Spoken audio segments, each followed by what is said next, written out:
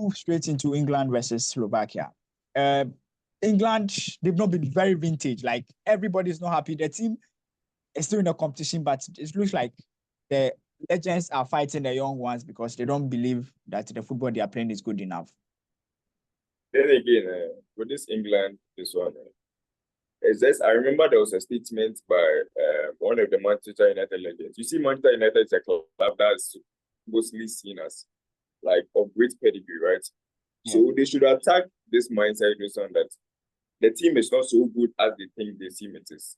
With this, all this glazing, it's putting too much pressure on the players because you realize that you even win the league, but your country says you didn't. You even top your group. Sorry, they top their group, right? Yeah. But here's the case: their country feels that they didn't live up to their standard, and I feel like this thing is just putting too much pressure on the players because you have the mentality that even as five, they won the group with 5 games, 5 points, right? Yeah. And it's not so good as they think they see. But this England side is an average side. It's not so world class as they glaze the team to be. You understand? So we look at the mentality side of it. You realize that this glazing, and the rest is putting so much pressure on the boys. Yeah, but if you have a team that has Jude Bellingham, Cole Palmer, exactly. So this is the problem I'm telling you guys. What has Jude Bellingham and Cole Palmer achieved? You are basing just on 1 season, 2 seasons and things and classifying them as so much world-class players. You are classifying them now as a Cristiano Ronaldo in your team. So with what they are doing in England right now is that the way they are glazing the team, it makes it feel like Jude Bellingham has been there for like 10 years ago, which is not so. You understand? Yeah, I get so you. You realize that some comparisons, there's no sense in them comparing to Bellingham to Zidane and things, because he has not matched up anything that. So I feel like they should just see. It's just like how we treat Ghana Black Stars, right? We have so many expectations. They should just keep their expectations low. When it goes on well, it's fine. When it doesn't go on, fine. You understand? Having too much high expectations mentally distracts the boys' mindset. You understand? Right now, there's so much pressure on Southgate. Not forgetting, this same Southgate was very excellent during the 2018 World Cup. You remember? Yeah. When they got to the semi-final against Croatia. Even with that, with the players he didn't send you that World Cup, and they got to the semi-final, right? And Croatia took them out. Yeah. 2020, they got to the final of. So you realize that in life, that's how it is. If you don't win anything, there's no one who is. Gareth Southgate has been very, very excellent. You look at all England managers, Fabio Capello, Roy Hodgson. There's no manager that has been able to maintain such a standard. Yeah, come that close. Exactly. Fabio Capello came, it was not going to. Roy Hodgson came, it wasn't going to. Even the likes of Rooney, Owen, Beckham, they couldn't do anything. So why are you putting too much pressure on these young boys?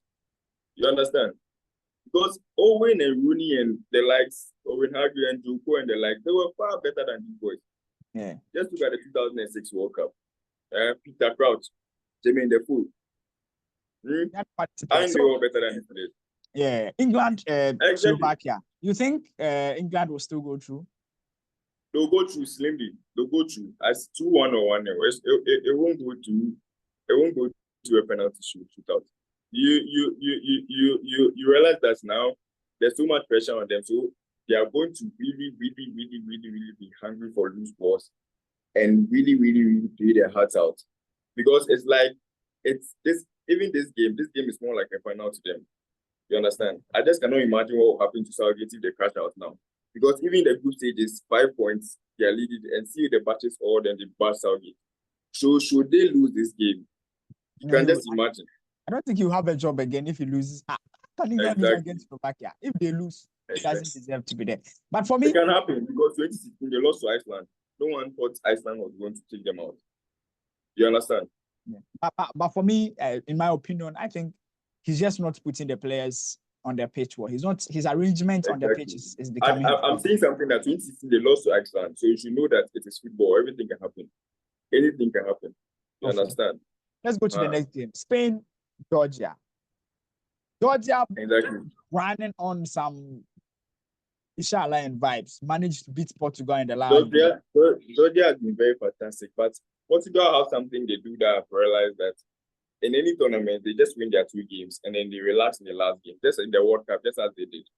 You understand? They won their first 2 games against Ghana and Uruguay, and then they lost. I don't know whether they deliberately do that.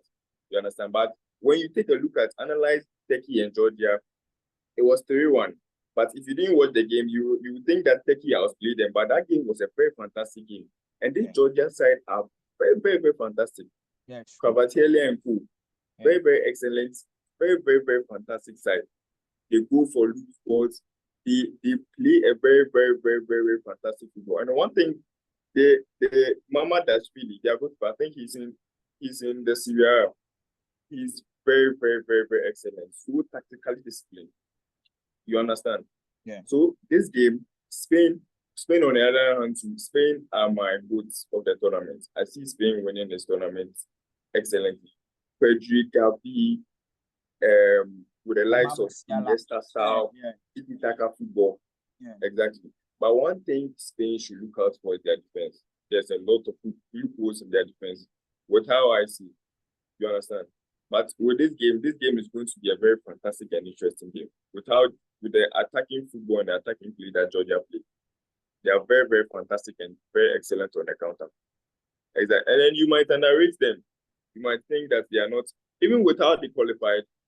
I think Georgia lost first. They were in the group with Spain during the qualifications and Scotland.